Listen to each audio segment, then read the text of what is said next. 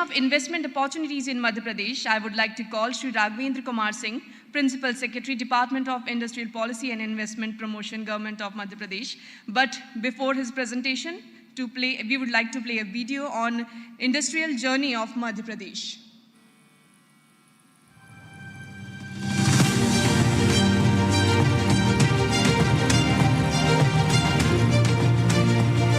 India, on track to become the world's third largest economy, with GDP crossing $5 trillion under the visionary leadership of Honorable Prime Minister, aspires to reach its goal of becoming a $30 trillion economy by 2047.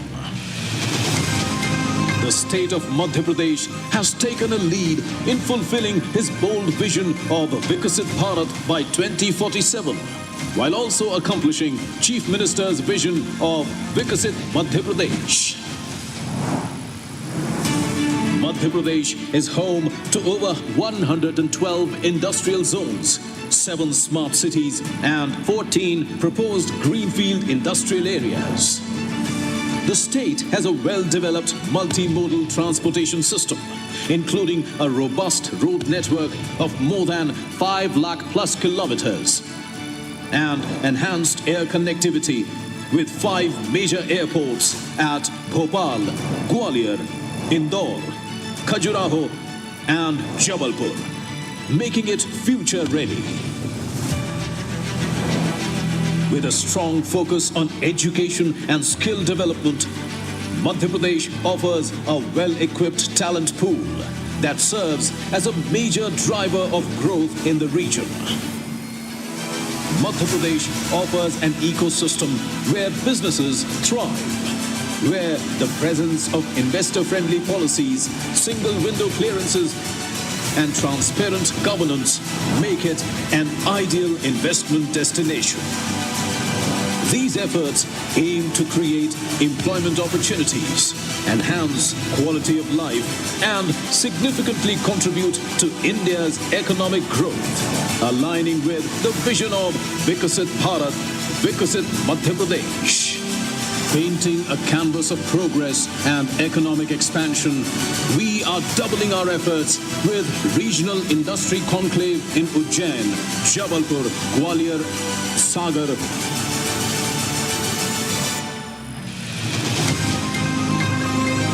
That's Madhya Pradesh, the future-ready state. Be a part of shaping the future.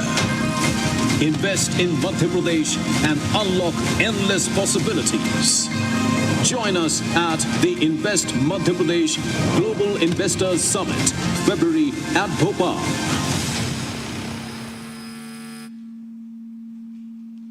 Good morning.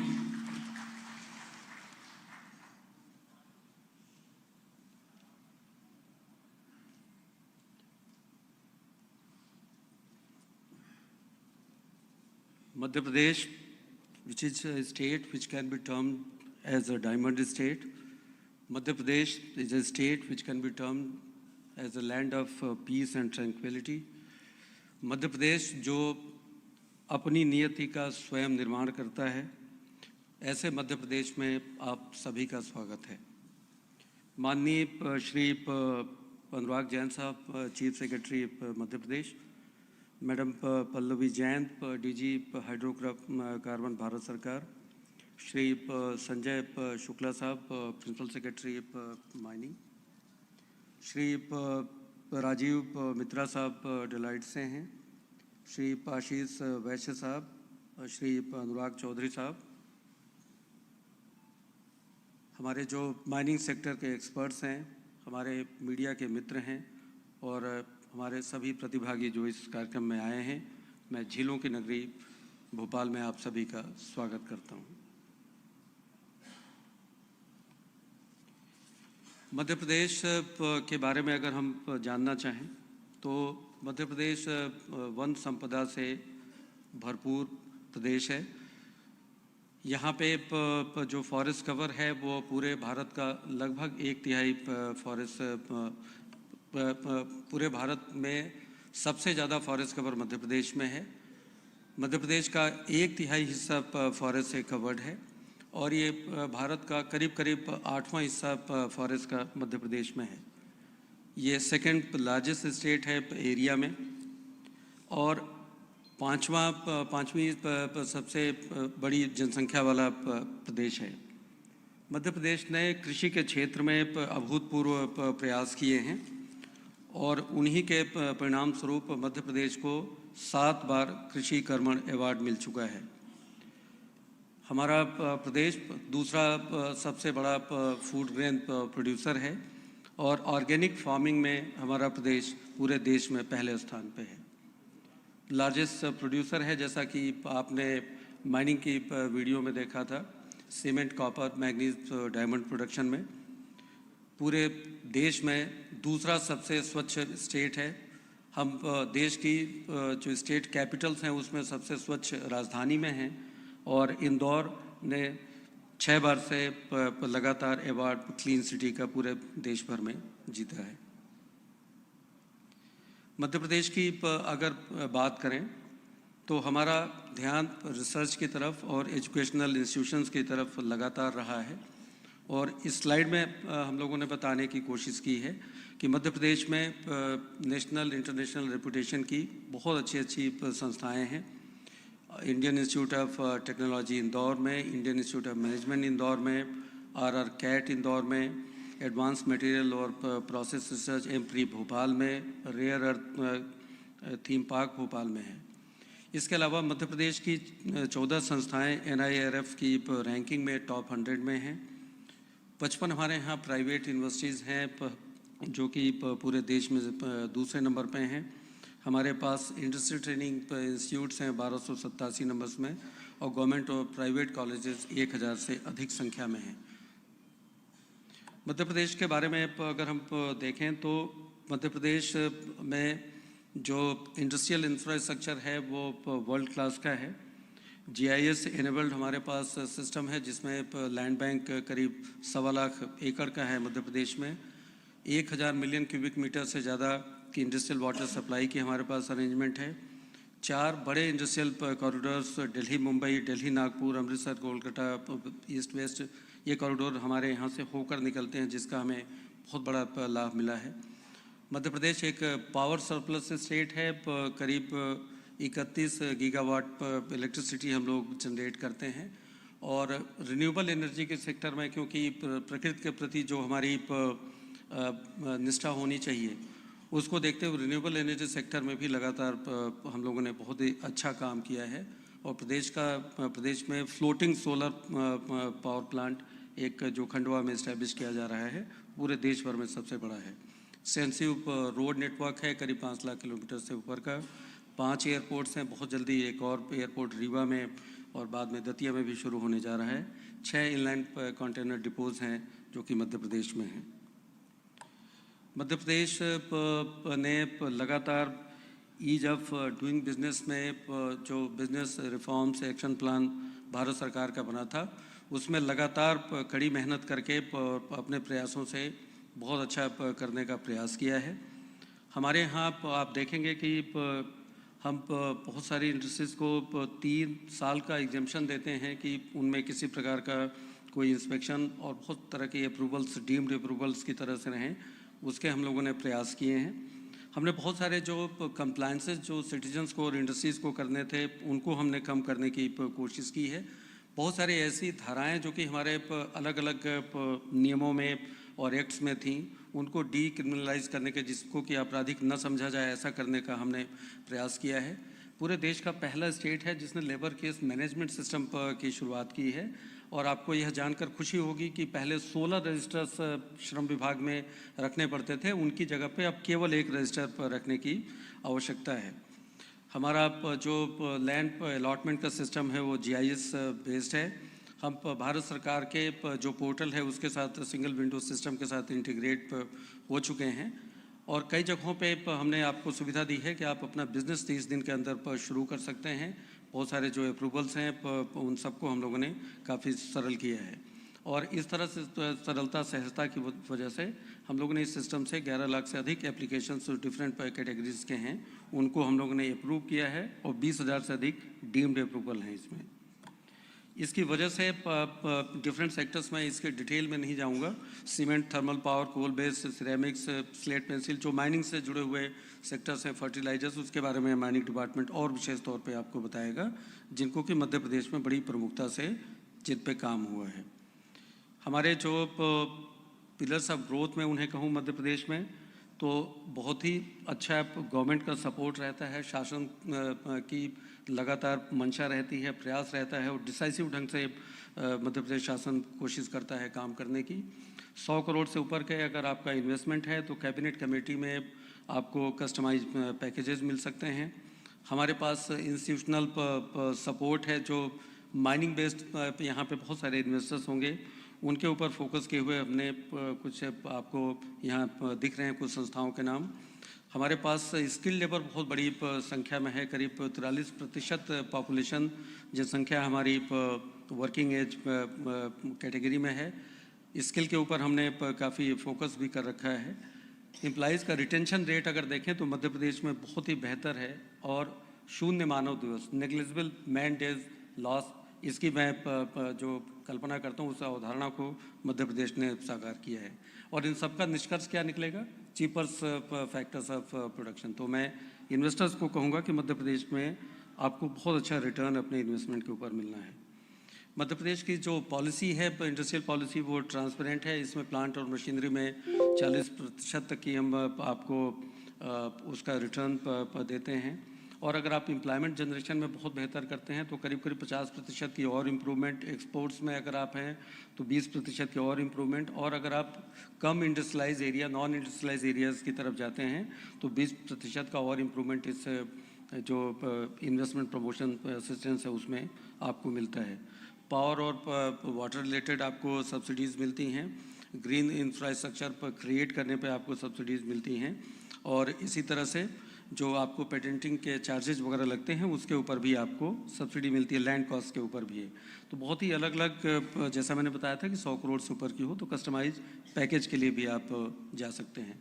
मैं इन कंपनियों के नाम नहीं लेना चाहूँगा, पर food processing में, automobile में, फार्मा में, टेक्सटाइल में और ITES में ऑलमोस्ट देश और विदेश की हुज हू आप यहाँ पे इस स्लाइड में देख सकते हैं। इसी तरह से माइनिंग बेस जो हमारे यहाँ इन्वेस्टमेंट है, जो कंपनियां हैं जो विशेष तौर पे सीमेंट और दीगर सेक्टर्स में हैं, उनके भी आप यहाँ पे देख सकते हैं नाम। मैं आखिरी में मध्य प्रदेश के गान से कुछ चीज़ें कहना चाहूँगा कि मध्य प्रदेश एक ऐसा स्टेट है जिसके बारे में अभी माननीय मुख्यमंत्री जी ने अपनी एक बाइट में भी मध्य प्रदेश गान की लाइनें उद्धृत की थी। उर्वर भूमि सघन वन रत्न संपदा जहाँ अशेष है, स्वर सौरभ सुषमा से मंडित मेरा मध्य प्रदेश है। जय मध्य प्रदेश, जय हिंद। धन्यवाद सर। और एक बार मध्य प्रदेश के लिए भी जोरदार तालियां हो जाएं, क्योंकि सर ने हम सभी को मध्य प्रदेश की सुंदरता, यहाँ पे प्राप्त होने वाले अवसरों के बारे में अवगत कराया और साथ ही साथ हमें ये भी बताया कि लगातार 6 बार किस तरह से मध्य प्रदेश को विभिन्न क्षेत्रों में अवार्ड्स भी मिल चुके हैं। और अब मैं नेक्स्ट प्रेजेंटेशन के लिए on the topic petroleum and hydrocarbon sector, I would like to request Dr. Pallavi Jain Govil, Director General of Hydrocarbons, Government of India. एक बार जोरदार तालियां हो जाएं डॉक्टर पल्लवी जैन गोविल मैम के लिए।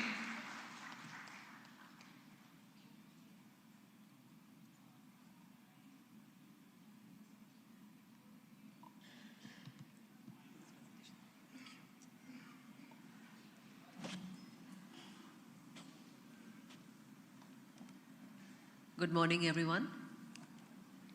Respected Chief Secretary of Madhya Pradesh, Shri Anurag Jain sir, my colleagues, Shri Sanjay Shukla ji and Shri Raghavendra Singh ji, senior officers and dignitaries on the dais, and all the invitees for this mining conclave, a very good morning to all of you. Namaskar. It is a proud privilege to come back to my home and have this opportunity to share with you the role of hydrocarbons in India's development, as well as to focus on the prospects of the development of hydrocarbons in Madhya Pradesh. specifically. So I shall be brief and I shall not go into details in all the slides that my office has assiduously prepared. However, I will try to walk you through the policy which Government of India has put in place, as well as how we can do what we can do specifically for our state.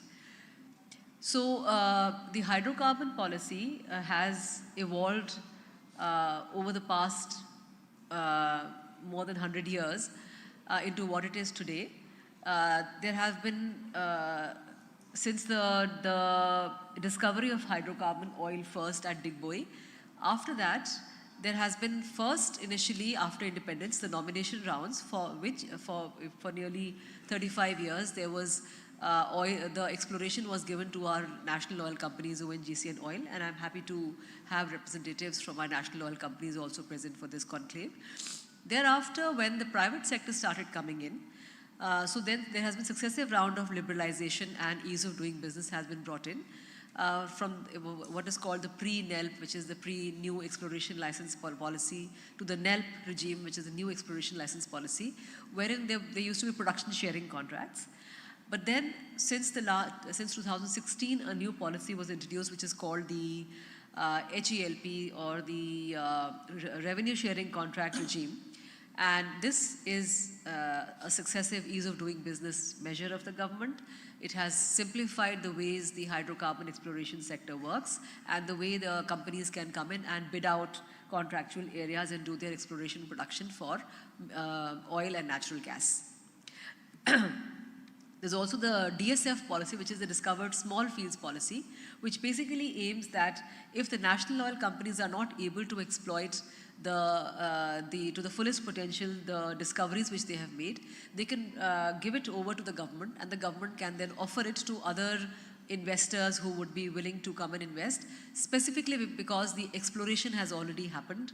The proof of the oil or gas is already in place. So that is the DSF policy under which we are seeing very good results. And under this also there is the coal bed methane window, which is specifically relevant to Madhya Pradesh. So this is basically just telling you that in the nomination regime, acreages were given to ONGC and Oil. And then under the PSC regime, which was brought in the 1980s, we got 28 contracts awarded, most of them to, again, an ONGC and Oil, however, some to private players. Successively now, in the HELP policy in the last few years, we have awarded 85 contracts, 3 DSF rounds of bidding have happened, 144 blocks have been awarded, and 8 open acreage licensing policy blocks have been awarded under the revenue sharing contract regime. Under the open acreage licensing policy, it's a very beautiful kind of a policy in which any prospective investor can look at our digitized database of the Indian exploratory basins, carve out their own requisite block, and give a expression of interest for it, for which they get some incentive when the final bids happen. So I will skip over the old policy and come to the current one. What I would like to point out to you in this slide is that when the deregulation began, new domestic gas pricing guidelines were brought in 2014. The HELP policies I just mentioned was brought in, and government invested a lot on hydrocarbon resource assessment study, through which we have a very good idea of the presence of oil and gas in India's sedimentary basins. This was in 2017. Now we are in the process of redoing the hydrocarbon resource assessment so that we can give a much up-to-date picture to potential investors on what lies in the subsurface of the earth in India. We also have easy dispute resolution through arbitration and a committee of external experts, because when we have private players, there are very often differences of opinion on what the government thinks and what the private sector thinks. So it is very, very important to have a good measure of settling those disputes amicably without resorting to lengthy and costly trials in arbitration or in the courts. There have been natural gas marketing reforms. a lot of self-certification of processes, and all these have brought in investor confidence, and now we are speaking to international investors. We already have British Petroleum and Cairn working with us, and I believe oil is also talking to Total Energies for potential technological tie-ups when they go for further exploration in our basins. Now, what favors investment in the Indian exploration and production sector? E&P refers to exploration and production, which is the upstream of the oil and natural gas industry. India has a favorable geology. We have world-class data availability through the National Data Repository, which rests in my office, the Directorate General of Hydrocarbons, and I would invite you all to come and have a look, visit us. And there is a supportive policy regime and very, very low above surface risk. So the risk of natural disasters or the risk of political or man-made disasters is actually, India is a low-risk country in that respect. This is basically talking about favorable geology. Any of you who want to go into this, they can approach me separately and we can have a lengthy discussion.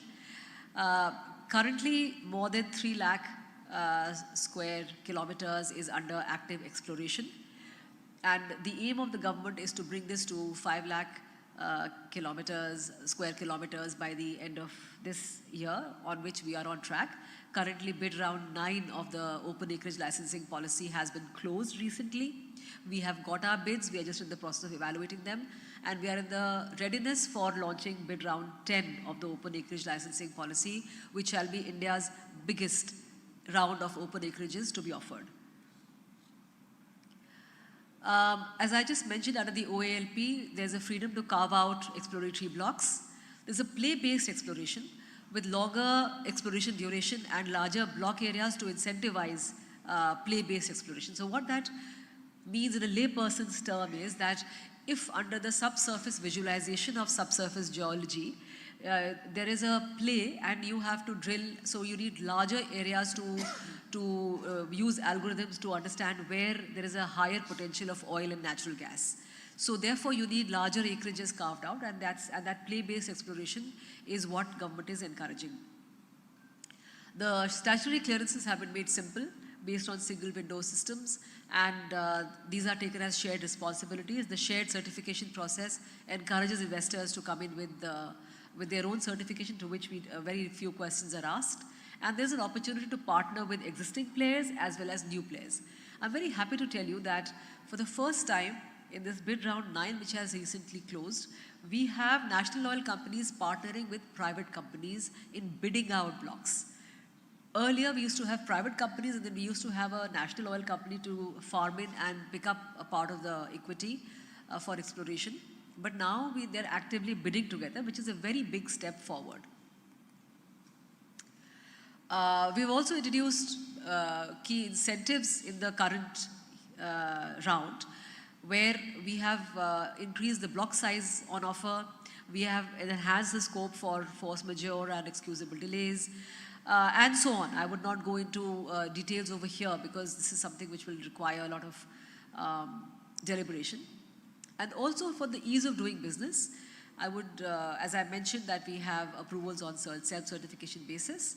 What I would like to tell you is that, and draw Anurag sir's attention, is that the portal which he virtually formed, which is the GIS-based Gati Shakti portal, my office, DGH, is actively using Gati Shakti portal for actively mapping all exploratory activities, all offshore activities. You can actively see in real time every ship, every rig, every floating platform which is in our high seas, and their safety and security is constantly monitored in coordination with the Gati Shakti platform of Government of India.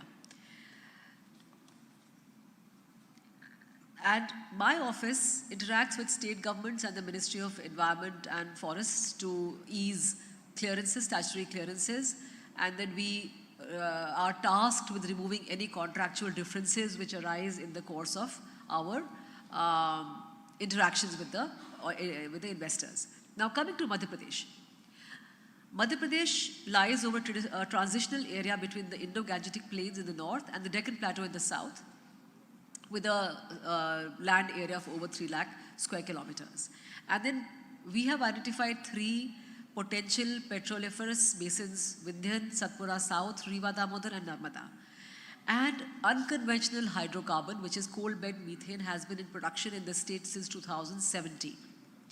As per the hydrocarbon assessment study, which I just mentioned within 2017, we have estimated hydrocarbon resources, the million metric tons of oil equivalent in place, to be more than 555,000, and very less part of this has so far been explored.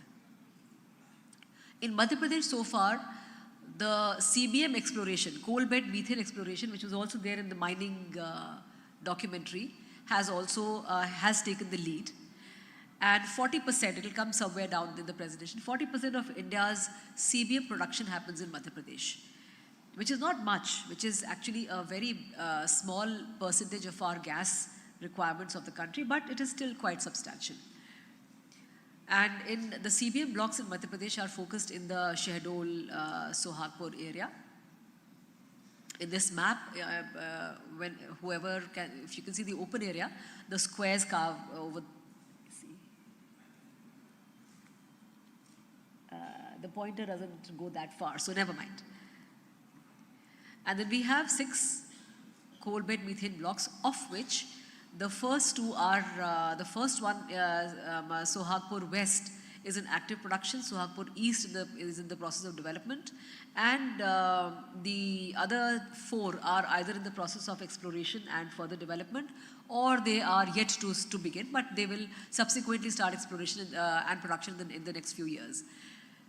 But the first 2 are of special interest to us because these are proliferous basins, and Reliance is the company which is doing these in Sohagpur West and potential development in Sohagpur East. And the Sohagpur East is expected to start production from 2025-26. So as soon as next financial year, we should be able to start our production.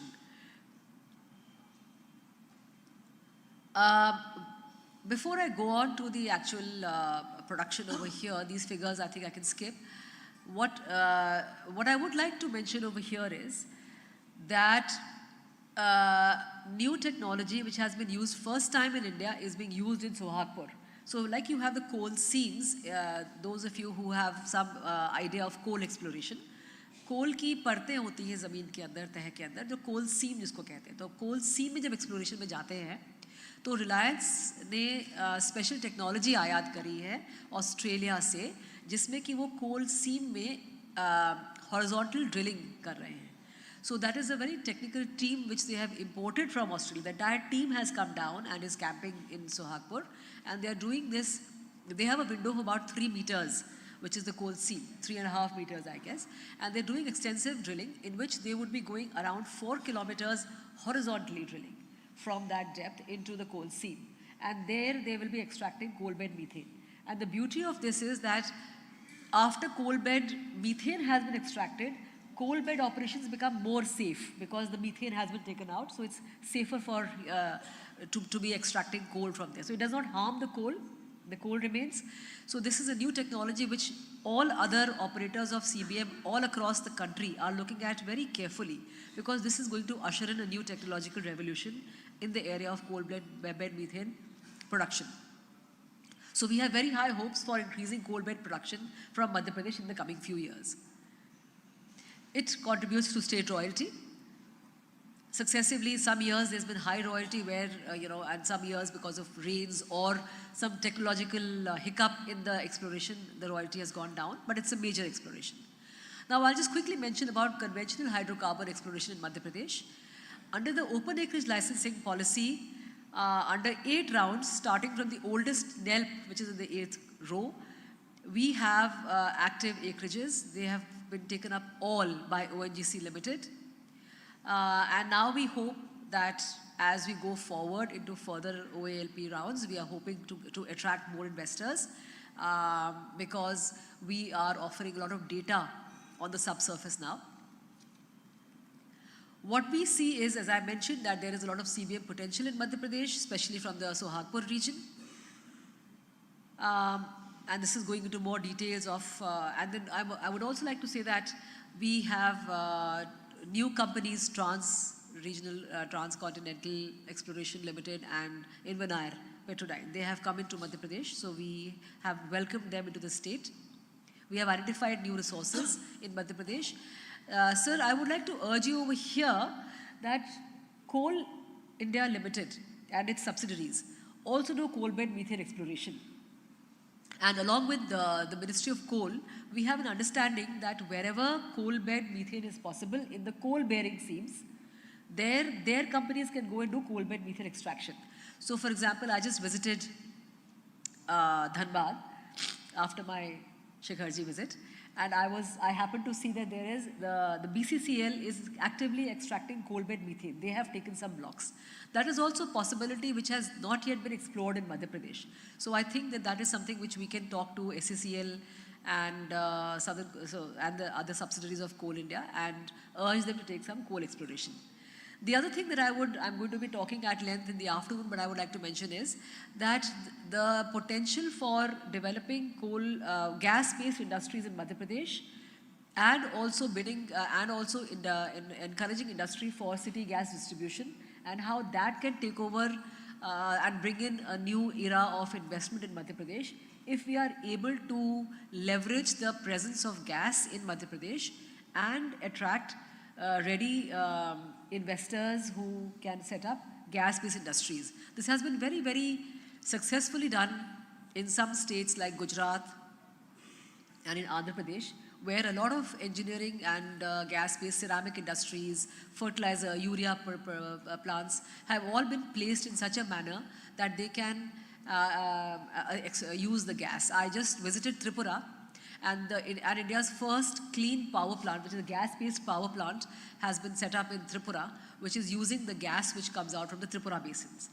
So, and oil is now actively going to Tripura, for which we are going to encourage them. So this is briefly my overview of how hydrocarbon, conventional and unconventional works in Madhya Pradesh. Net, we are at a very nascent stage in the exploration of hydrocarbons. In Damo, Nota, also ONGC is present. Oil has yet to make an opening in Madhya Pradesh, and I would urge them to spend some time now that they are here. And this is a huge potential which the state has, I think, which holds great promise for the future. And once again, thank you for this opportunity. आज आपने मुझे अपने बीच में आने का ये अवसर प्रदान किया, मैं इसके लिए शुक्रगुजार हूँ. ये मेरा मध्य प्रदेश मेरा गृह प्रदेश है, और यहाँ पे जब भी मैं वापस आती हूँ मुझे लगता है मैं अपने घर आ गई. तो इस अवसर के लिए मैं बहुत अनुग्रहित हूँ. धन्यवाद. Thank you. Thank you so much, ma'am. Now, there is a presentation on unlocking mineral potential in Madhya Pradesh, for which I would like to request Shri Rajiv Mehta, partner Deloitte. National Lead of Metals and Mining Practices of Deloitte, glad to inform that Deloitte is also a knowledge partner in this event. So please put your hands together for Shri Rajiv Mehta.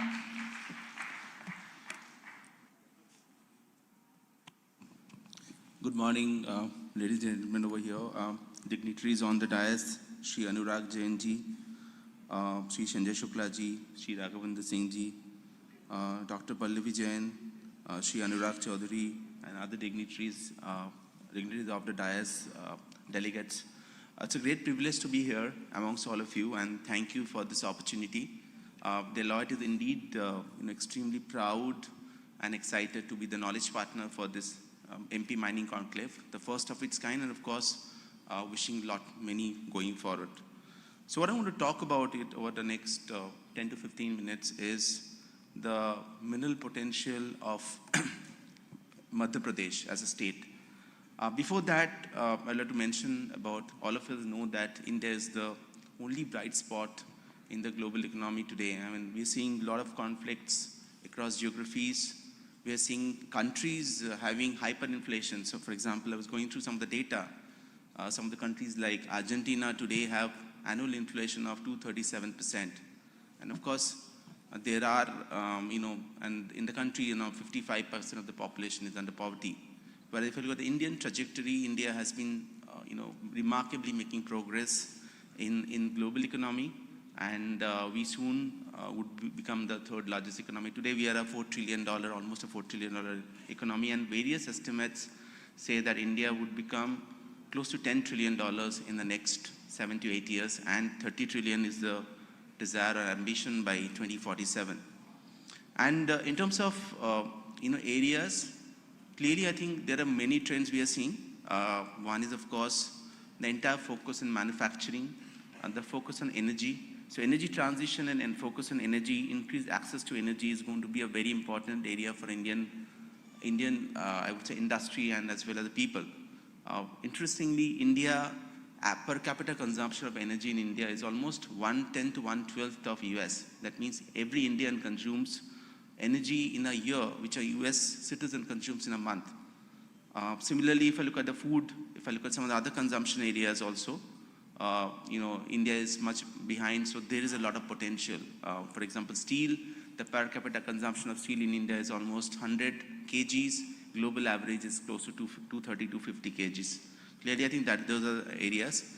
And the very importantly is the demographics, which is favorable for India. Today, the median age of Indian population is around 29 years. If you look at the Chinese population, the median age is around 40 years, and in Japan is 50 years. That means we will have more people working in the workforce, more spending, in discretionary income spending, and thereby more consumption. Interestingly, there was a report which came out a few weeks back, which says the Gen Z population in India today, which is around 25% of India's population. The Gen Z population, the spending today is around 43% of India's spending in terms of the consumption that the people are having. And today this is almost a $1 trillion spending annually, and this is becoming a $2 trillion in the next 7 to 8 years. So clearly a lot of spending is happening in India, and with a bipolar and a multipolar world, where we are looking at the China Plus One strategy, more exports, more manufacturing, more offshoring that will going to happen, and more digitization, etc. And if I look at all these areas, clearly there are 5 or 6 key sectors that are going to be the sectors of tomorrow. One is of course energy transition, and energy is going to be a key sector. The second is infrastructure, so much spending on infra. Third is around manufacturing, and especially around electronics and semiconductor, because India wants to become the 10% of global semiconductor production by 2030, which is almost $110 billion is this a desire. And of course, fertilizers, as well as some of the areas like renewable and others. So clearly all these areas require minerals, and thereby, for example, in semiconductor, you need minerals like copper, you need minerals like lithium, you need minerals like molybdenum. Similarly, in energy, you need minerals like coal, and if you look at the renewables, lithium, cobalt, nickel, etc. So minerals are going to be the foundational layer for the Indian industry as well as economy to grow forward. And if I look at some of the numbers on the bottom left of your screen, the total percentage of consumption of the GDP in Australia, the Australian mining industry contributes 12% of GDP. If you look at the US as well as China, almost $484 billion of GDP consumption. So clearly, I think the Indian mining industry has a lot more role to play going forward in the Viksit Bharat journey by 2047, and thereby MP has a role to play. So I'll just come to the MP story, why we're saying MP has a role to play. So MP is the fastest growing state in terms of revenue for mineral production in the country. The contribution of mining sector in MP to the GDP is around 2.67%. India is around 2%, so it's clearly higher. But very interestingly, if I look at some of the minerals, I think the previous speaker spoke about minerals like copper, minerals like manganese, minerals like rock phosphate, MP and coal. MP figures in the top 1 or 2 or 3 ranks in the country. And if I look at on the right hand side, the chart, if you see the revenue of mineral states, Odisha is of course, we are looking at Odisha to kind of catch them pretty soon. But MP is probably going to be the second largest state for mineral revenue in the next 2 to 3 years. That's the ambition that we have. And with so many minerals, so many reporting mines, 263 operating mines are in MP, the largest number of blocks under exploration, the highest in India, which is 64. 78 blocks were auctioned, which is the highest in India again. I think this dream is very much possible going forward. Now let's paint the picture of how we should achieve this dream, and especially some of the minerals that are going to be important. So if you look at the chart here, so this is the MP state, and I would say this is a Ratna Garbha in terms of minerals, so many minerals there, and very high-end minerals, critical minerals. But also on the right-hand side, if you see some of the data points, it says that copper, MP has 9.87% of reserves to resource ratio in India versus MP is 31%. Clearly we are outperforming, but we have way to go. Coal, manganese, rock phosphate, graphite, etc. Rock phosphate, why it's important going forward? Because there's a lot of focus on fertilizers and there's a lot of imports happening of potash and others. So clearly the Indian government is looking at reducing imports, thereby promoting, operationalization of mining and rock phosphate in India, and phosphorite, which MP has a lot of minerals in the state. Again, the graphite is another mineral which is upcoming in the state. If you look at the overall share of India's resources is around 6.22%. Of course, this number will grow up because there are many states, I haven't talked about, many districts in MP which have a lot of graphite. But today the production and as well as the reserve to ratio is around almost zero. So we need to look at that. So these are the minerals of potential, and there are many more. We have just, the minor minerals are there, but we have just focused on some of the major minerals. And in terms of industries, clearly coal is, today we are the powerhouse in the coal production. 8% of India's coal reserves and 16% of India's coal production happens in MP. And in districts like Singrauli, Shahdol, Umaria, Betul and various others. There are of course opportunities. The government generated almost 4,000 crore for coal in FY24 in terms of revenue. And with auction mines soon to produce 25 million tons per annum, 6.8 million tons of expansion of blocks in the progress, this number will grow up significantly. But the more important thing is, beyond the conventional use of coal in power, we are seeing a lot more traction in the non-regulated as well as the upcoming areas like coal-based methane is something people are looking at. Underground coal gasification is something that we should look at. Gasification as a whole, there's a lot of focus. The government has also come out with a viability gap funding. There are incentives in the auction blocks for gasification. So clearly we're seeing that those things happening going forward. In terms of critical minerals, looking at rock phosphate and graphite. Rock phosphate, we have a lot of rock phosphate in districts like Jhabua, Chhattisgarh, Sagar, etc. And there are 6 blocks which have been auctioned recently, which is the highest, one of the blocks with the highest FPO, which is 320%. And downstream industry, the fertilizers, water treatment, food and cosmetics, all these are relevant. And with India's significant amount of reserves in rock phosphate, 29%, and second in production, clearly this is a focus area for us. But I would more focus on graphite because we tracked the entire auctions in the last 3 or 4 tranches. The maximum number of bidding, the maximum number of successful auction that happened in the critical mineral auction was graphite. Because if you look at all the minerals, be it lithium, be it cobalt, nickel, based on the battery chemistry, some of these minerals may go. Like manganese, you can be replacing a lot of cobalt, because cobalt, the supply chain is very difficult. It's in Congo, it's in China, the processing happens in China. But manganese and graphite and copper, these are minerals which are going to continue in the battery value chain going forward in the n number of years we are looking at. And all these minerals are predominantly available in Madhya Pradesh. So districts like, if you look at Betul, Jhabua, Siddhi, Alirajpur, these have all good quality of graphite. So there is a lot of potential in graphite as well in the state of MP. I'll not talk much about copper. Everybody is aware about copper. The largest, I would say, the operating mine is in Malanchkhand, which Hindustan Copper is doing. In fact, we are very proud to say we are working with the government of India for the copper vision for the country. And we have been very intricately associated with all the copper producers to understand how copper, and for them, Madhya Pradesh is going to be a key cornerstone state as a focus area because so much of potential. But if I shift my attention to bauxite, clearly there is a lot of bauxite auction that happened. But this is clearly, I think, one mineral where we can focus more, because today the rank in terms of production is pretty less compared to the country. There is a potential here. And last is, of course, from our critical minerals, manganese and limestone. Manganese, we are the first in the country in terms of production, and there's a lot of exploration happening. And manganese is becoming pretty important, because in many of the battery chemistry, they're replacing cobalt going forward. So that is one clear area. Limestone is, of course, the underlying industry like cement, construction, glass making are going to grow in the state. So these are going to be important as minerals. But more than the minerals, I think we also should look at the ancillary industries that will benefit if the mining in the state grows. So first is mining equipment manufacturing.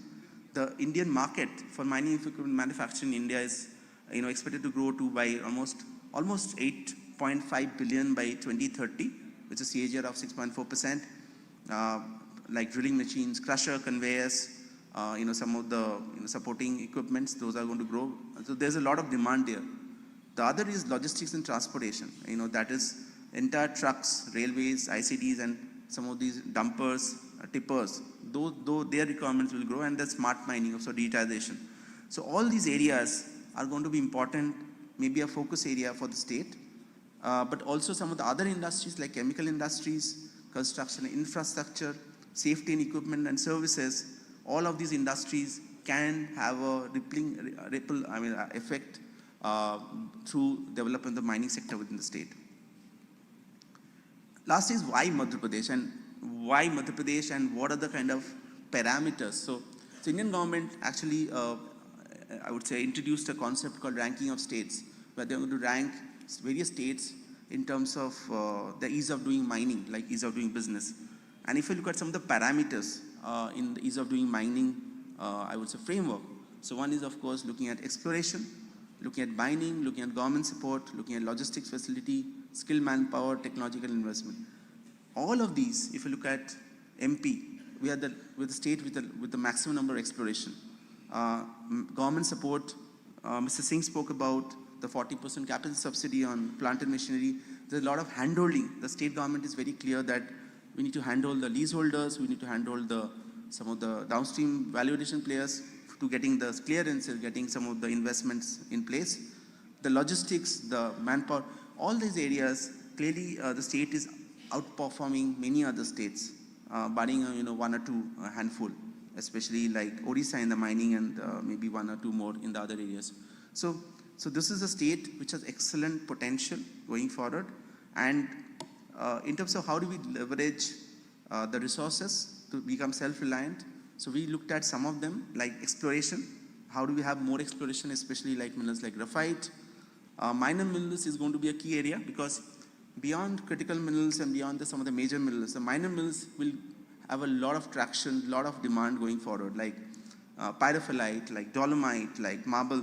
For example, in the steel industry, there's a lot of dolomite requirement that is there. And incidentally, we were working with one of the Middle East countries recently. So they are looking at exporting dolomite to India. But if we have dolomite in India, why not mine here and produce here? So that's going to be important. Logistics and financing, of course, financing would be for not only the industries but also the processing hubs. So the concept that is there across the world, and of course it is developing in India, is that all these critical minerals, if they're mined in a place, the processing needs to happen in proximity. Otherwise, there's a lot of movement of minerals. So processing is going to be important, and thereby financing and technology and digitization. How do we digitize the entire mining ecosystem within the state? How do we digitize all the minerals? The land banks are going to be important for this state to prosper and become probably the #1 state in India from a mining point of view. Thank you so much for listening to me, and privileged to be here. Thank you so much, sir. Now, for one more presentation on a very important topic, which is smart technologies for mine safety and fleet management. May I request Shri Vikram KY, Director CMT, GSC Technology Research Park, Indian Institute of Technology, Hyderabad, to please come forward.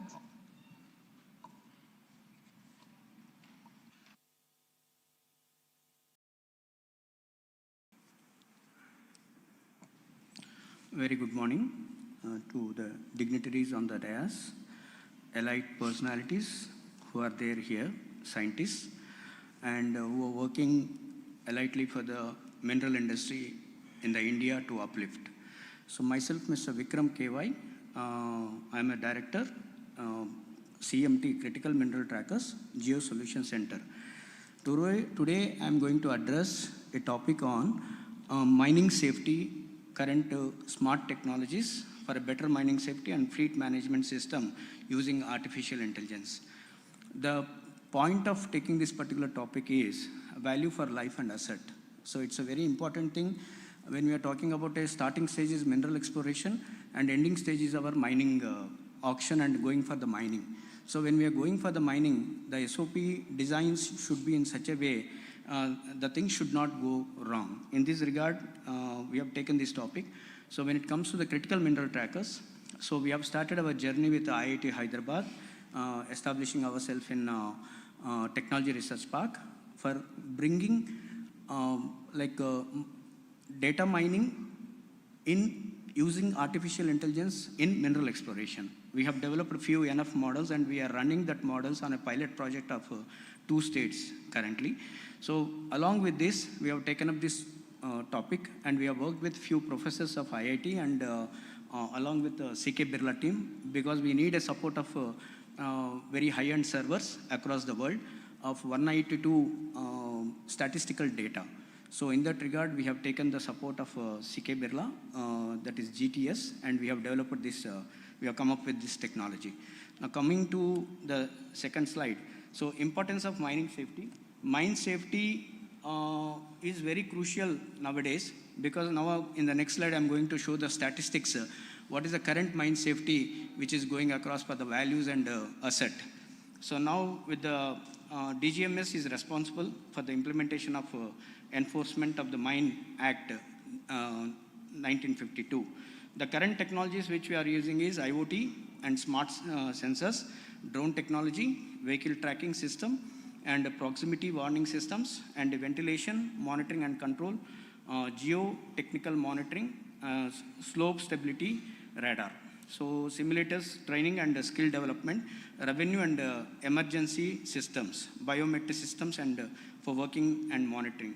The next slide which I'm going to present is the statistical data. So where the fatal accidents in coal mines and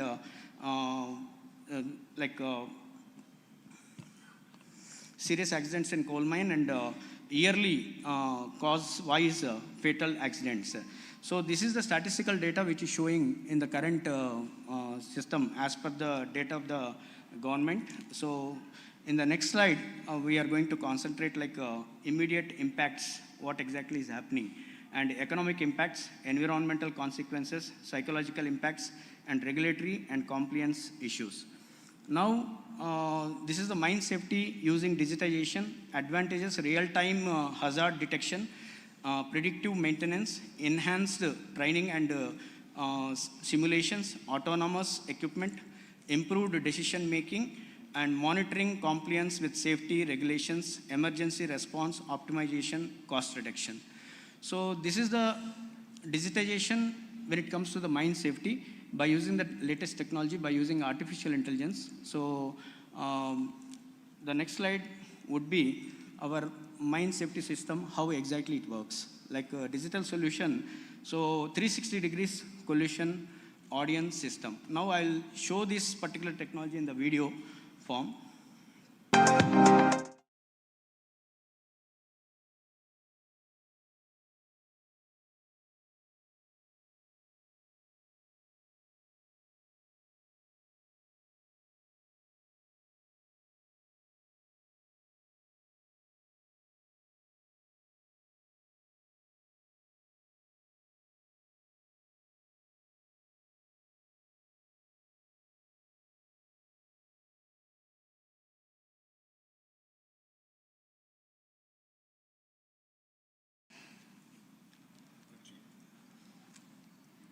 Actually, this particular technology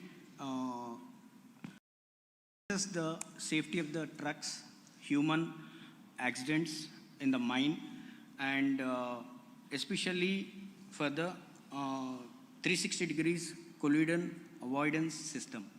Now coming to next, slope stability radar. So I can present one more video.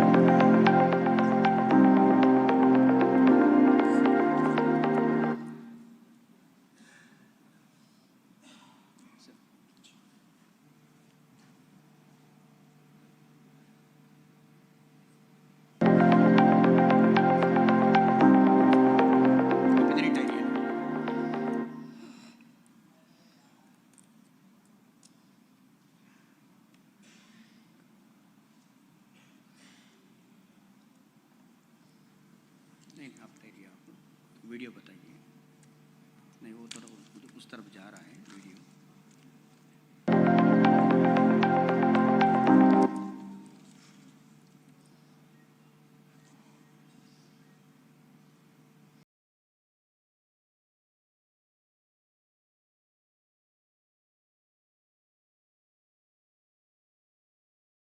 This is mainly used in Australia and America.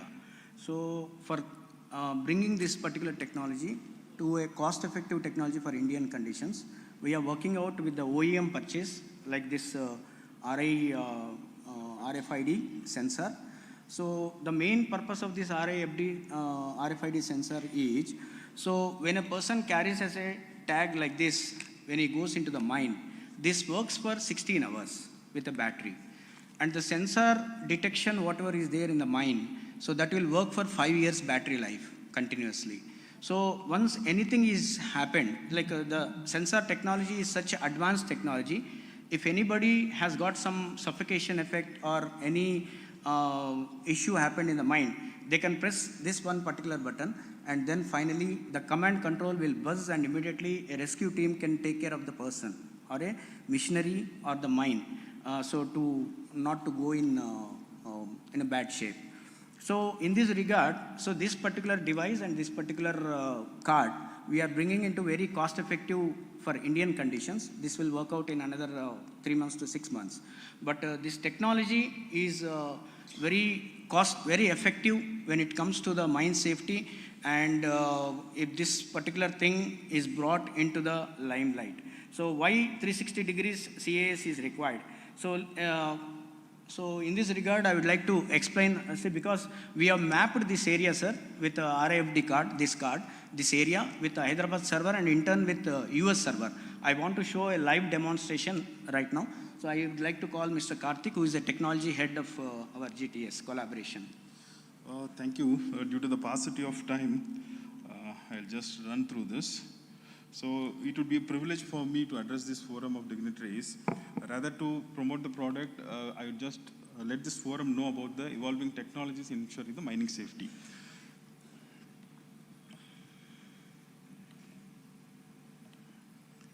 Yeah. I'll close this, sir. Yes. Yeah. Can you just...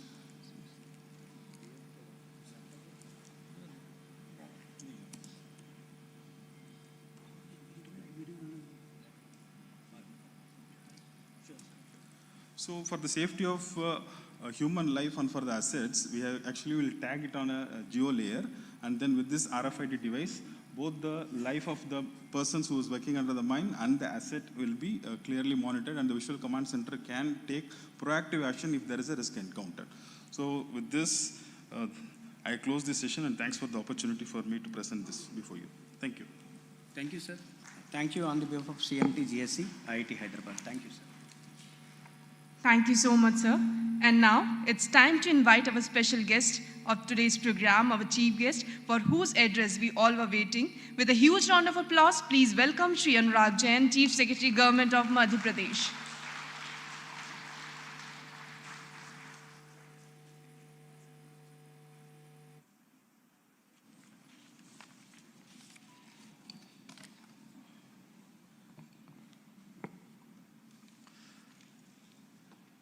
It is my privilege to welcome all of you in our beautiful state, Madhya Pradesh.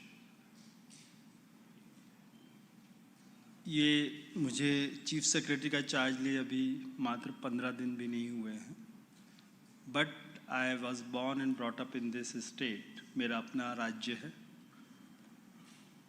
मुझे बहुत खुशी हो रही है आप सब लोगों को आज इस हॉल में देख के। मैं आप सब लोगों को वाल्मीकि जयंती की शुभकामनाएं भी देना चाहता हूं। आज का पुनीत दिवस है। इस खूबसूरत हॉल में जहां आप बैठे हैं, ये 100 साल से पुराना हॉल है और इसके बहुत उपयोग चेंज हुए। मुझे याद है कि पहले जब ये विधानसभा होती थी मध्य प्रदेश की, उसके बाद 2007-8 में इसके रेस्टोरेशन का डिसीज़न लिया और जब इसको रेस्टोर किया गया तो हमें विश्वास नहीं हुआ। पहले जब विधानसभा बन गई थी 100 साल के ऊपर, करते करते अलग अलग समय में ये पूरा केवल वाइट पेंट दिखता था, चूना पोता जा चुका था इसके ऊपर कम से कम 10 इंच। और ये करीब पिछले 12-15 साल पुरानी बात है कि उसका पूरा रेस्टोरेशन किया गया और ये ओरिजिनल आर्ट वर्क आज से जो 110-115 साल पहले किया गया है, वो खूबसूरत चीज़ आपके सामने है। एनीवे, ये तो रेफरेंस में कि आप कहाँ बैठे हैं और आज की बात।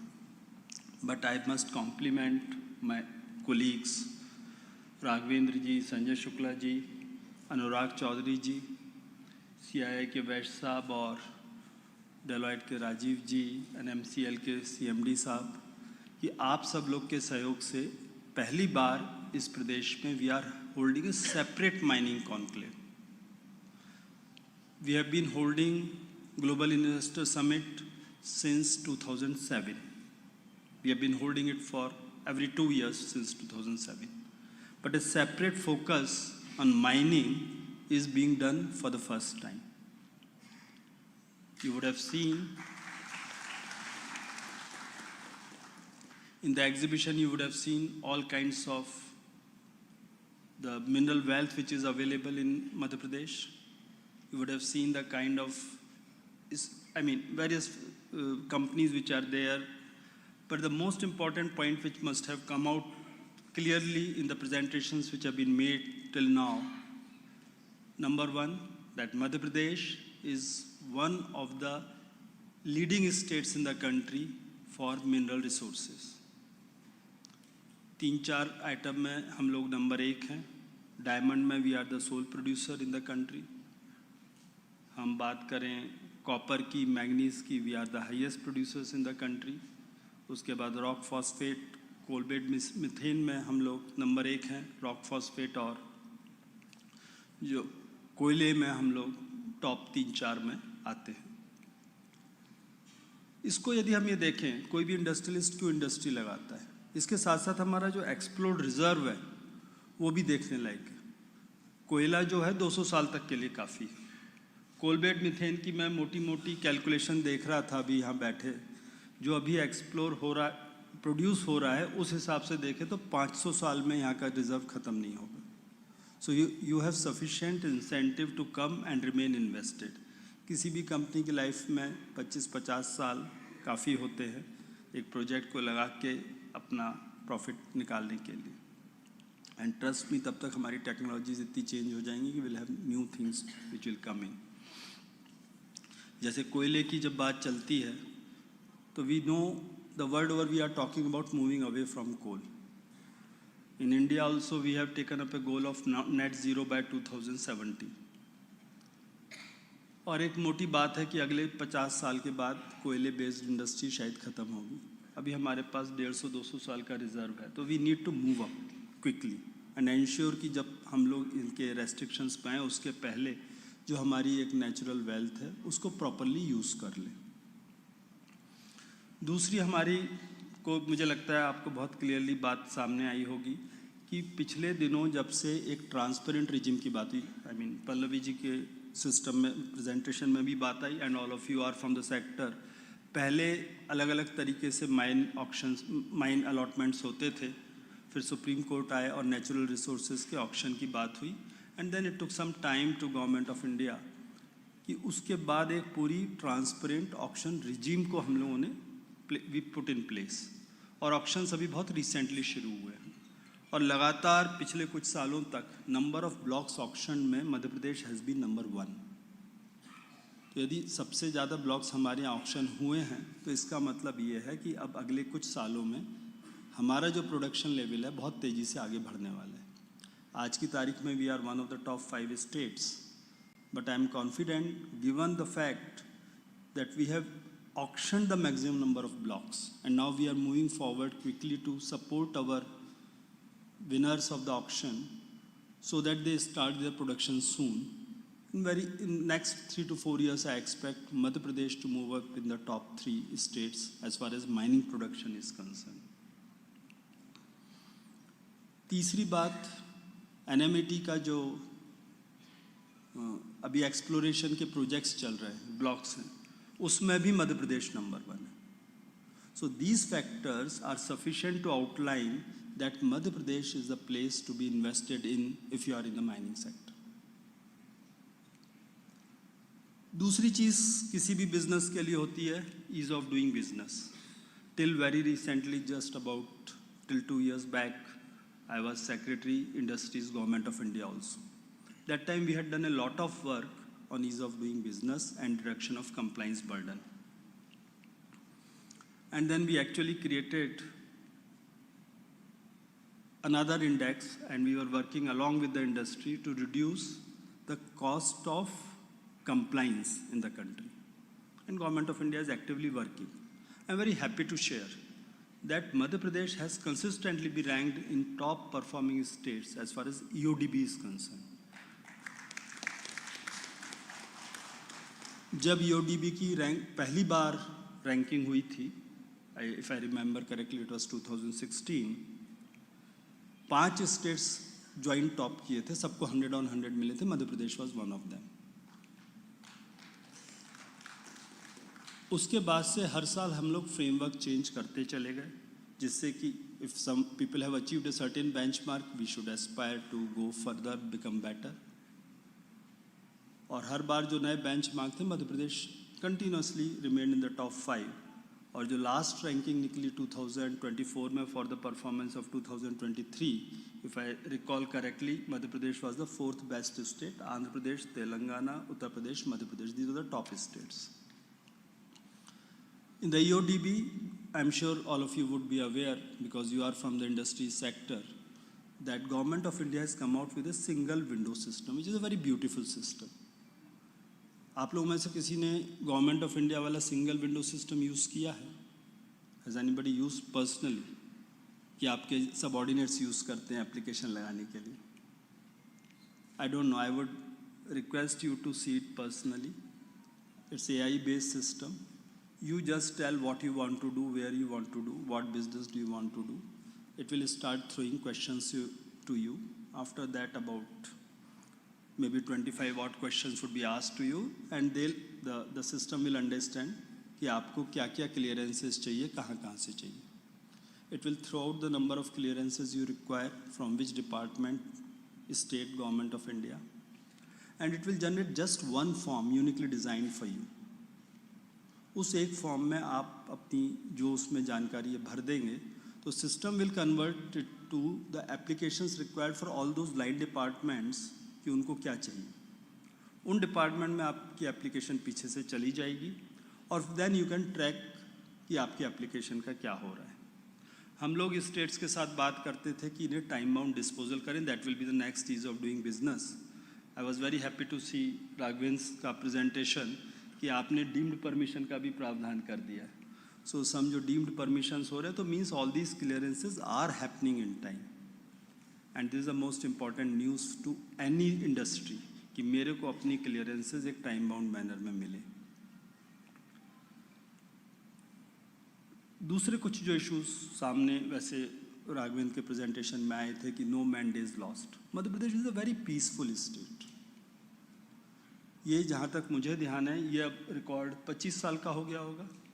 जब व्हेन आई वाज हियर हम लोग जाते थे इंडस्ट्रीज़ कॉन्क्लेव में, तो हम लोग कहते थे पिछले 15 साल में, पिछले 10 साल में हमारा कोई मैन डे लॉस नहीं हुआ। उसके बाद से मैं करीब 10 साल भारत सरकार में लगा के वापस आ रहा हूँ, तो मुझे लगता है 25 साल हो चुका है। 25 साल तक किसी स्टेट में कोई मैन डे लॉस ना हो लेबर रिलेशंस की वजह से, ये अपने आप में एक बहुत बड़ी स्टोरी, बहुत बड़ी हेडलाइन है। ऐसा क्यों है, सोचा आपने? Can anybody think? Madhya Pradesh के लोग एक बहुत ही डिफरेंट किस्म के लोग होते हैं।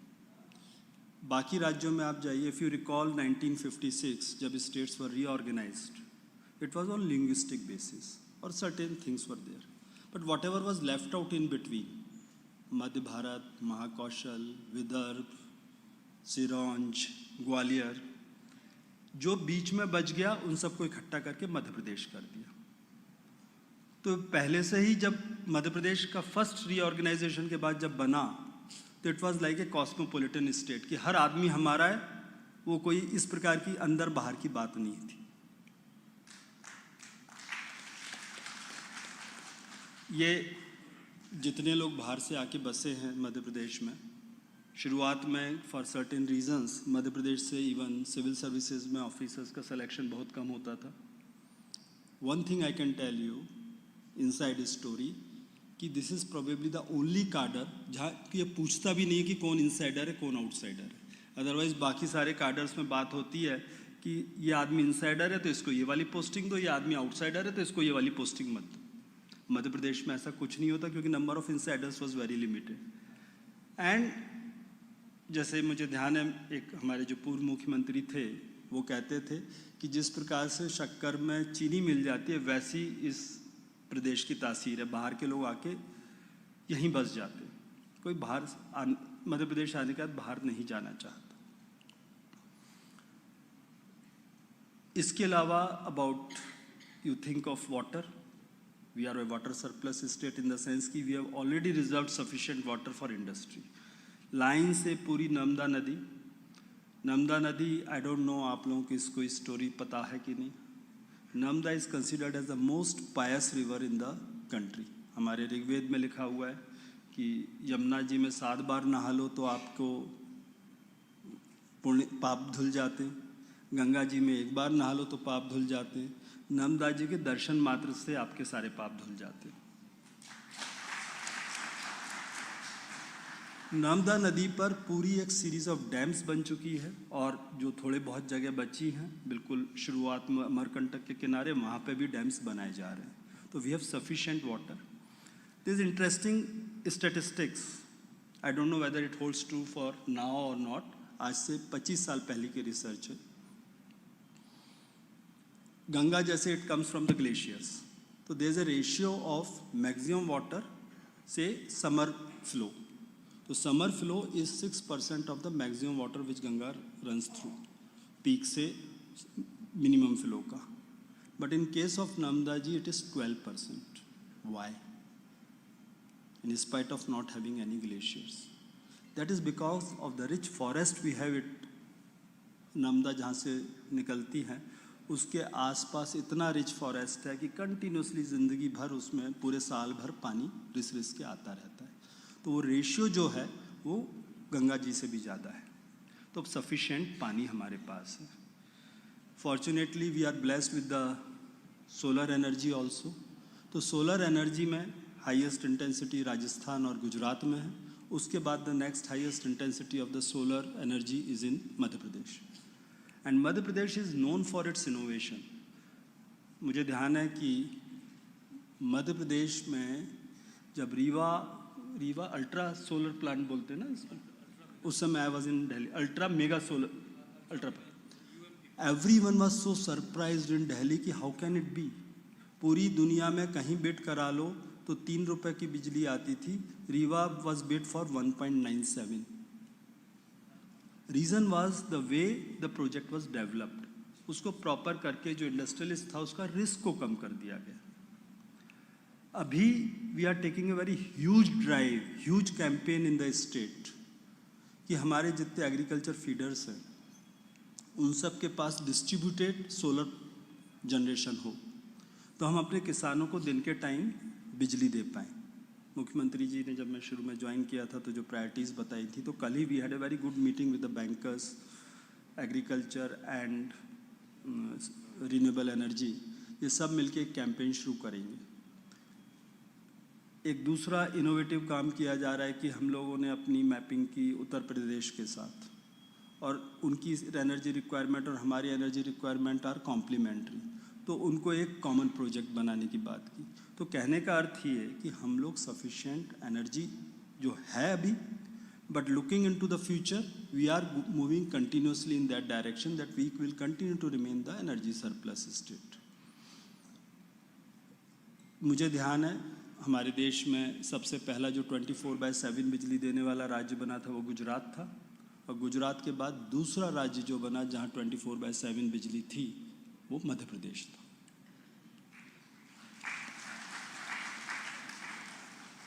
मध्य प्रदेश में लगभग सभी चीज़ों में पीपल आर इनोवेटिव। एक और चीज़ जो देश के स्तर पर लोग मानते हैं कि मध्य प्रदेश की bureaucracy is one of the most open bureaucracy जो अवेलेबल होती है आपकी समस्याओं के लिए सुनने के लिए, कंपेयर टू अदर स्टेट्स जहाँ सीनियर ऑफिसर से मिलना मुश्किल होता है। यहाँ पे कलेक्टर तो गांव-गांव में दिख जाते हैं घूमते हुए, जो कि दूसरे राज्यों में शायद उतना नहीं दिखते, तो it is more easily approachable. इन्हीं सब चीज़ को एक और इनोवेटिव चीज़ मैं बताना चाहूँगा जिससे आपको रिफ्लेक्शन होगा कि मध्य प्रदेश में जो हमारे लीडर्स हैं और जो हमारी ब्यूरोक्रेसी है उसकी सोच क्या है। आपने एक एक्ट का नाम सुना होगा, public service delivery guarantee act. Madhya Pradesh this was the original thought जो मध्य प्रदेश की लीडरशिप और ब्यूरोक्रेसी ने मिलकर रखी थी दुनिया के सामने, और आज ये लगभग सभी राज्यों ने इसको कॉपी किया है। क्योंकि हम अपने जो आम नागरिक है उसकी जो तकलीफ़ है, जो हमारे पास किसी काम के लिए आता है, उसको एक कानून के तहत गारंटी देके एक समय सीमा में पूर्ण करना चाहते हैं। मैं सिर्फ आप लोगों से इतना कहूँगा कि ये जो 2 दिन की सेमिनार में आप आए हैं, please see for yourself, interact with our people, आपस में क्या अपॉर्चुनिटीज़ है इसको समझें। जो बात हो रही है, जब हम लोग विकसित भारत की बात करते हैं, as secretary industries I used to lead delegations to international conferences, Davos etc. वहाँ जाके हमारी एक बेसिक पिच थी, और दुनिया मानती है इस बात को कि India is the bright star, only hope अगले कुछ सालों में। और ये जो हम लोग जब बात कर रहे हैं कि 2047 तक $30 ट्रिलियन की इकोनॉमी होंगे, ये शुद्ध रूप से बहुत डिटेल्ड एनालिसिस है, इसका पूरा ब्लूप्रिंट हमारे पास है। I was part of almost every team जो ये डिज़ाइन कर रहे थे हम लोग। इंडस्ट्री, कॉमर्स एंड इंडस्ट्री का जो विज़न बनाया गया और इंफ्रास्ट्रक्चर का विज़न बनाया गया, दोनों का I was core group member, क्योंकि पहले मैं इंडस्ट्री सेक्रेटरी था, बाद में रोड सेक्रेटरी था। It is based on sound analysis of what we are doing, और कंटिन्यूसली इट इज़ एक्सपेक्टेड कि हम 7 से 8% पे ग्रो करते रहेंगे अगले 25 साल तक। जो सारे पैरामीटर्स हैं हमारे, जो हमारे रिसोर्सेज हैं, उनको देखते हुए पॉलिसीज़ जो जिस प्रकार से अभी रखी गई हैं, 4% इन्फ्लेशन लिया, 1% डेप्रिसिएशन ऑफ विज़ावी डॉलर हुआ, तो in dollar terms $30 trillion, actual में $32-33 ट्रिलियन के करीब फिगर आती है, which is a realistic assessment. तो इसलिए $30 का वो रखा। अब $30 ट्रिलियन के हिसाब से आप पर कैपिटा इनकम और ये सब लगा लीजिए, तो एक बहुत बड़ा आपका मार्केट इंडिया के अंदर है। एक्सपोर्ट तो है ही, पर इंडिया के अंदर भी है, और मध्य प्रदेश उसके सेंटर में लोकेटेड है। सेंटर में लोकेटेड है तो लॉजिस्टिक कॉस्ट आपकी पूरे इंडिया में माल बेचने में मोस्ट ऑप्टिमाइज्ड होगी if you are situated here. तो यहाँ के मिनरल्स को यूज़ कीजिए, यहाँ के माइनिंग में आइए, मिनरल बेस्ड इंडस्ट्री यहीं की यहीं लगाइए। आई एम श्योर कि you would not like to lose this opportunity. इस समय लोग ये बातें कि you will be a loser if you don't fund, you are not part of India's growth story. मैं कहूँगा you will be a loser if you are not part of India's growth story and Madhya Pradesh growth story. Thank you.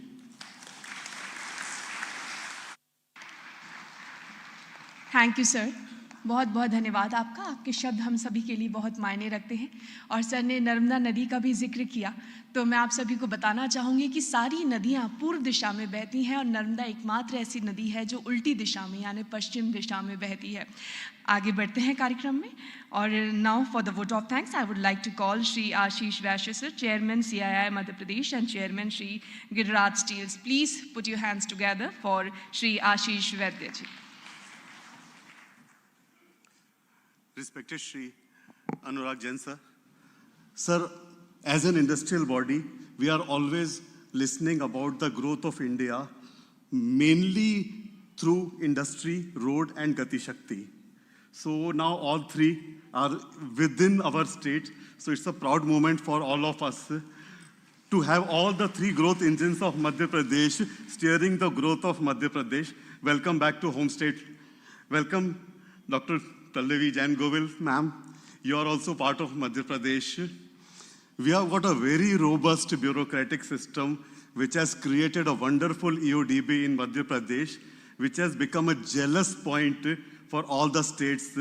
And the person steering this system, Sanjay Shukla Sahab, Raghvendra Singh ji, welcome sir. Deloitte, it's always delight to listen to Deloitte. So welcome Deloitte. Anurag Chaudhary ji, welcome. Welcome Indev ji, it's a pleasure to be with all of you. Sir, as a chairman Confederation of Indian Industries CII, I can tell you that whenever we are going to other states, people are anxious and curious listening about Madhya Pradesh. They are anxious because we are eating their business. We are diverting their investment. Recently, I've got a chance to visit Kolkata and Gujarat, and most of them are saying that you are redefining policy at every moment, how we are going to cope up with your speed. Previously, you used to have one investment summit in 2 years. Now you are having 6, 7, 8 investor summits in 1 year, and all are hugely successful. So, sir, I personally believe that as an industrialist of Madhya Pradesh, it's a proud moment for all of us to be in Madhya Pradesh and from Madhya Pradesh. So, a give round of applause for the government officials of Madhya Pradesh and the leadership of Madhya Pradesh. Sir, the only thing we used to... Sir, I'll come for them also. Sir, normally whenever we are thinking about the industry, the only thing we used to feel is that we are somewhere lacking in mining sector. We were very good in agriculture, not very good, we were the best in agriculture. We were very good in industry. The only thing we were lacking in mining. So I think that today we have filled that void. And sir, like you, I am also from Gwalior. My hometown is from Gwalior. तो sir मेरे बुजुर्ग लोग एक बात कहते थे कि खजाना तभी मिलेगा जब जमीन खोदेंगे. तो आज अगर हम माइनिंग की बात करते हैं तो हम आज जमीन खोद के प्रदेश के लिए खजाना निकाल रहे हैं. और ये आज का दिन सर ये एक माइलस्टोन है हमारे मध्य प्रदेश की ग्रोथ में, क्योंकि माइनिंग जो हमें ग्रोथ देने वाली है, we are one of the richest mineral rich state, हम उसको एक्सप्लॉइट नहीं कर पाए. और बहुत सारी चीज़ें सर आई ओपनर आज मेरे लिए भी रही. जब मैं वहाँ पे गया एग्जीबिशन में आपके साथ ही, तो जिस पत्थर को मैं राजस्थान का समझ के खरीद के लाता था, पता लगा वो मंडला से निकलता है. मेरी फाउंड्रीज हैं सर, मैं मैग्नीज और सिलिको मैग्नीज लाता हूँ, and I used to believe them कि वो छत्तीसगढ़ से आ रहा है, but I came to know कि हम ये सब मध्य प्रदेश से ले रहे हैं. So it's a big eye opener for all of us sir, and we sincerely thank to you. Sir मेरे जो इंडस्ट्रियलिस्ट भाई हैं, they are part and parcel of growth engine of Madhya Pradesh. And as you rightly said, sir, कि मध्य प्रदेश एक समावेशी राज्य है. यहाँ पे आके कोई अपना कोई पराया नहीं रहता. My family also came from Rajasthan, but we proudly say कि we are from Madhya Pradesh. और हम राजस्थान वालों को कहते हैं कि हम आए, हमने ग्रो किया, आप भी आइए, आप भी ग्रो करेंगे.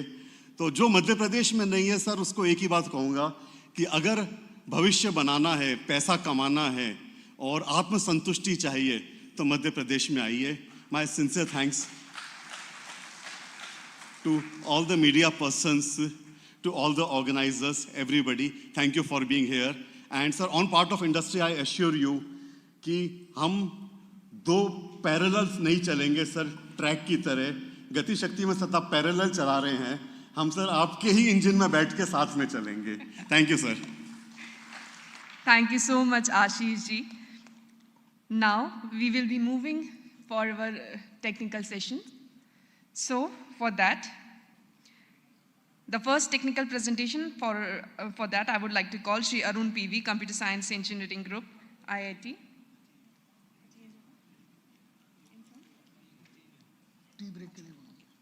So there's a change. यहाँ पर हम एक टी ब्रेक के लिए रुक रहे हैं. We are stopping here for a tea break. So everybody is requested to please take tea. Thank you so much.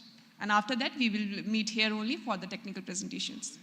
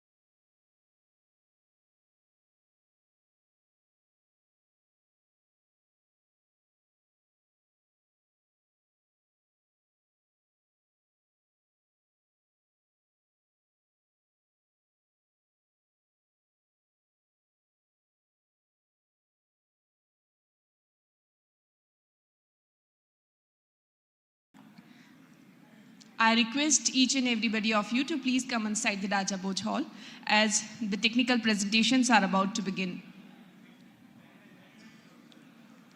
मैं सभी से निवेदन करना चाहूँगी कि कृपया आप जल्द से जल्द पुनः राजा भोज हॉल में एकत्रित हों। हम तकनीकी सेशंस की शुरुआत करने जा रहे हैं। मैं आप सभी से पुनः निवेदन करती हूँ कि आप कृपया जल्द से जल्द सभागार में उपस्थित हों। टेक्निकल प्रेजेंटेशंस की शुरुआत हो रही है। Hello check. Hello check.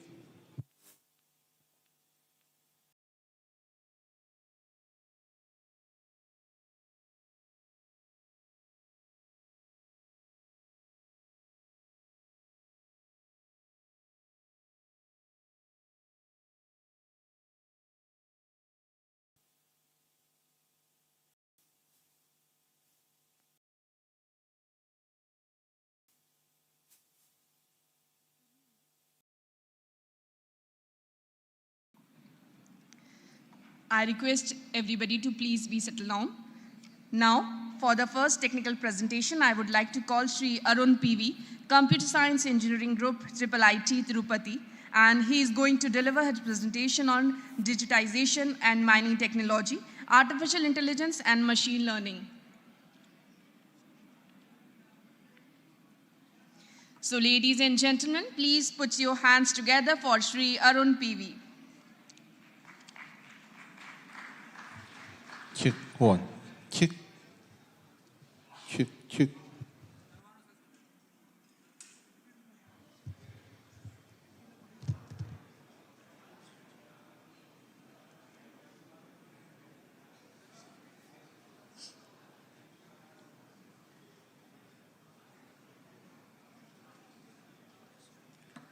Namaskar to one and all. So, before starting, I'll not bore you more than 10 minutes, so I'll quickly finish the session. So it's actually a privilege and an opportunity to be here. I was hearing from the August gathering and the various discussions, so it's a highly informative session. It's a learning process for me as well. So thanks to all our collaborators that we could do some work in this domain. So I'll be just briefing about the digitizing mining technology from an AML perspective. I'm a faculty with the computer science group. So we know that, you know, in mining or when you talk about the mining, there are different aspects of digitizing the mining. So I'll be taking a case study of mineral prospectivity modeling, and these concepts can be extended to all the other cases as well, other aspects as well. So these are the different data sources. So one most important problem that we have is we need data, at the same time we are overwhelmed. My request to everyone, please settle down. Please sit on your places. Please don't stand. We are overwhelming with the data. So how to process and analyze this data? So that is where machine learning comes into picture. So this is the workflow that we usually do. We have the data, we collect all sorts of data, and then we pre-process the data, we try to integrate the data, we try to make decisions out of this data. So one core difference of traditional approaches is that usually how we used to do this modeling earlier is based on the physics-based approaches. We'll have a model. You can look at the first diagram. We will have a model and we will have the data. So based on that, this model is already designed based on some physical processes and we will get the output. But when it comes to machine learning, we are using data as well as the output to create a model. So the model is getting learned from the data. So this is something which is very different, because this advent of learning model from the data actually addresses many uncertainties associated with this entire process. So what machine is really learning? See, when we were kids, we were being shown apples and oranges, and we were able to distinguish between them. So we were distinguishing them based on the features. That means the size of the fruit, maybe the color, maybe the texture, maybe the smell. These all are features. So same way, when we talk about this mineral exploration, we have the data, and from that data we will extract out the features. And these features are being fed into the algorithm which can predict the output. So these features, either we can directly take those features or we can synthesize our own features.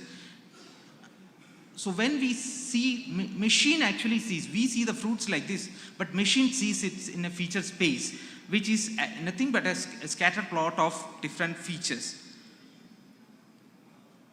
So when it comes to machine learning, there are different approaches. So as I told you, when we were kids, we were learning based on the positive and negative samples of apples to distinguish apple from other fruit. This is classification because you are getting a prior knowledge. But when it comes to, if you give some fruits to a kid, he will just, cluster it, or he will group it based on the color. But the problem comes, orange color means he will cluster it to orange, green means he will cluster it as mangoes. But the problem comes when you have a green orange. So that is where prior knowledge is needed. That is where, classification comes into play. So we have all sorts of these machine learning approaches, which we can use very effectively for taking decisions, for pre-processing all these data, huge bulk of data, because manually processing this data is very difficult. So that is where, in this feature space, the machine will be automatically learning a decision surface, which we can use. And there are, same like when we were a kid, we were getting a feedback from someone. When we say this is apple, they say, yes, this is apple. They will say this is orange, yes, this is orange. When we see an orange and say that this is apple, they will say that no, beta, this is orange. So that type of feedback will help the model to learn. That's how we learn, that's how the computational models also learn. So we have regression, we can use interpolation, and then nowadays we are hearing this term of deep learning.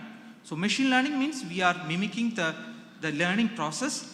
We are trying to map the features to outcome. That means you give the output as well as the data, system will come up with a model that will map these outputs to the prediction. But here we are directly using the features. But in case of deep learning, we really learn both the features as well as the learning algorithm. So the features are also being learned by your machine learning model. So this is what distinguishes deep learning from other sorts of learning techniques. But here also we are having problems, because we can see that here these features are being learned and those features are being used by the model for classification. But the problem here is we have too many hyperparameters, we don't have enough data to train. So that is where the unsupervised learning techniques come into play. There are conventional approaches such as clustering techniques, self-organizing maps.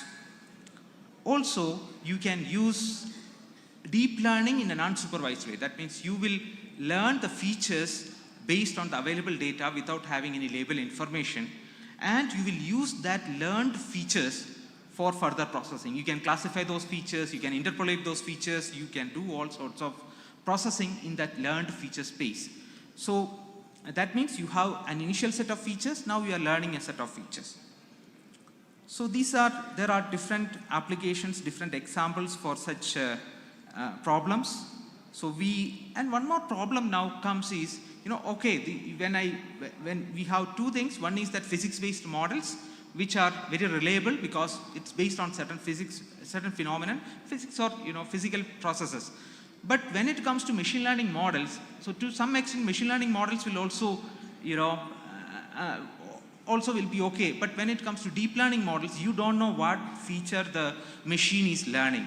So for example, if I train a model with white cats and black dogs, and I will give a black cat, it will identify this as a dog. So that's a problem, because the machine will not be learning what you need. So this is very important when we deploy in conditions such as mining industry, because my previous speaker was talking about security and other things. So reliability of the model and reproducibility of the model are very important. So that is called explainability. So that's, here you can see that when the system is predicting, the dotted lines denote the important features of the spectra, and the red color indicates what the model is giving importance to. So this type of explainable approaches are very important. And then, you can have different case studies of using deep learning. We are extensively working on deep learning based reliable classification of this type of data. And also the spectral unmixing, where you can go beyond a particular pixel, because mostly minerals are non-linearly mixed up. So in order to classify it or to label it, it's very difficult. So you have to go beyond pixel level, go beyond your sensor limitation to unearth beyond a pixel. So these are some of the things that we did. We did with different deep networks, deep learning, reliable networks. So spectral unmixing, enhancing the resolution. Not only of here, I'm just showing for the purpose, here I'm showing remote sensing images, but this is also equally important for all other data. So I'm not going very deep into the technicalities, but the basic idea is that you learn features from the data and use that feature space for enhancement. But the features should be reliable. Also, you can fuse different data sets. And then you also have this type of, networks which are now gaining traction. So these are like generative networks. So you can also generate samples from the data. So that means basically discriminative models or the classification models usually tell you, if you give an input, it will tell you whether it is belonging to this class or this class. But generative models can generate some samples for you. For example, many of you may be seeing these apps which can generate, faces for you. So some apps are there which will generate faces, how you would have looked if you were a girl. So these are all examples of generative models. So what is the use of those models in our domain is that when we have not sufficient samples, we can use these generative models to generate samples which can capture those, because especially we are working on the Chandrayaan 2 and 3 data, where we are facing these type of approaches because we don't have samples. So you have to use the Earth samples to generate lunar samples. Also, one more, we talked about supervised learning, where the kid is being supervised, unsupervised learning, where the kid is, the kid is going by himself and he is grouping based on the similarities. But we have one more type of learning which is self-supervised. In childhood, we all know that, we were learning not only based on someone's teaching, but also based on some positive and negative rewards. As a kid, when you behave rudely, you will get scolding. When you behave nicely, you will get chocolates.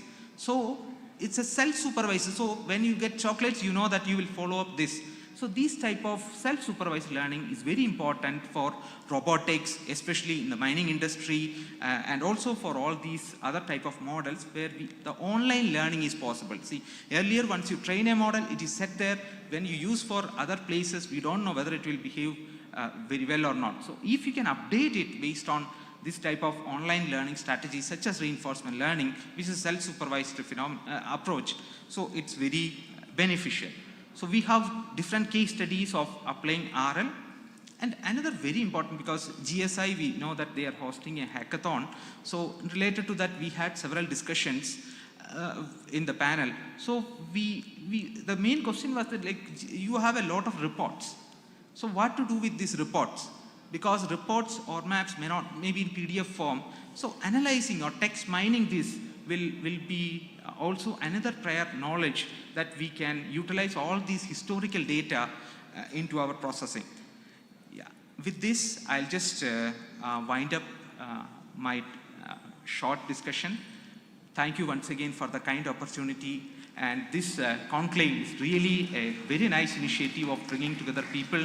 I know it's a very short talk and I was running over due to the lack of time. But please be in touch if you want to know more about this. Once again, thank you all from the bottom of the heart, especially the dignitaries and all people in this room. Thank you once again for listening to me. Thank you, Jai Hind. Thank you so much, Arun sir. I would like to request to please be on stage and raise the dice.